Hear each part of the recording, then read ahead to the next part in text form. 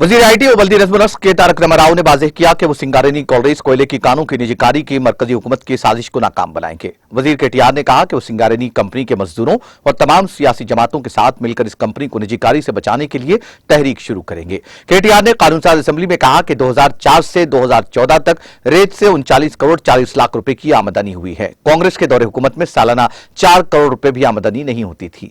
BRS हुकूमत के दौरान अब 800 करोड़ रुपए की आमदनी हुई है। उन्होंने कहा कि दीगर रियासतों के हुक्काम तेलंगाना की रेत की पॉलिसी का मुताला कर रहे हैं। वजीर आला ने सिंगारेनी कोयले के कानों के ताल्लुक से वजीर आजम मोदी और मरकजी वज़ीरा को मकतूबात तहरीर किए, जिसमें कहा गया कि कोयले की 4 कानें उन्हें दी जाएं, लेकिन मरकज ने कहा है कि 4 कोयला कानों की नीलामी की जा रही है।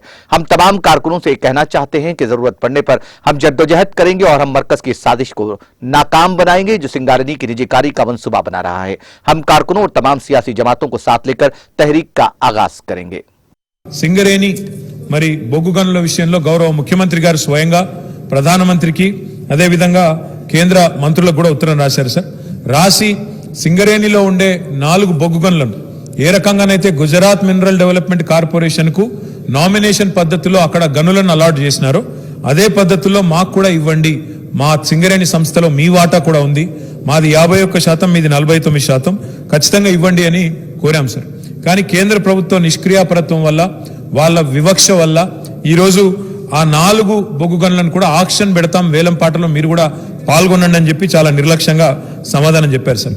గౌరవ సభ్యుడు బాల్కా సుమన్ గారు చెప్పింది వాస్తవం సార్.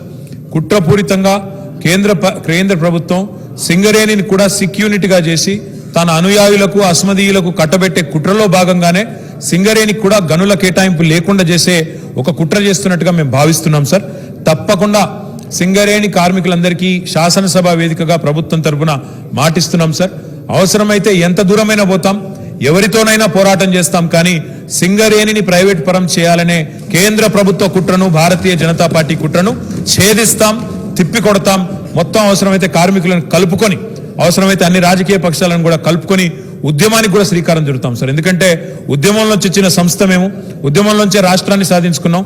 కాబట్టి తప్పకుండా మాకు మా నాయకుడు కేసీఆర్ గారి యొక్క వ్యూహం పైన, ఆయన యొక్క విశ్వసనీయత పైన కార్మికులకు కూడా నమ్మకం ఉంది.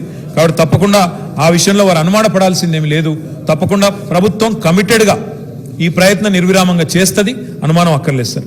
బయ్యారం విషయంలో కూడా చాలా నిస్సిగ్గుగా కేంద్రం 1-2 కాదు సార్, ఈ 8.5 సంవత్సరాల్లో ఎన్నోసార్లు మాట తప్పింది, ఎన్నోసార్లు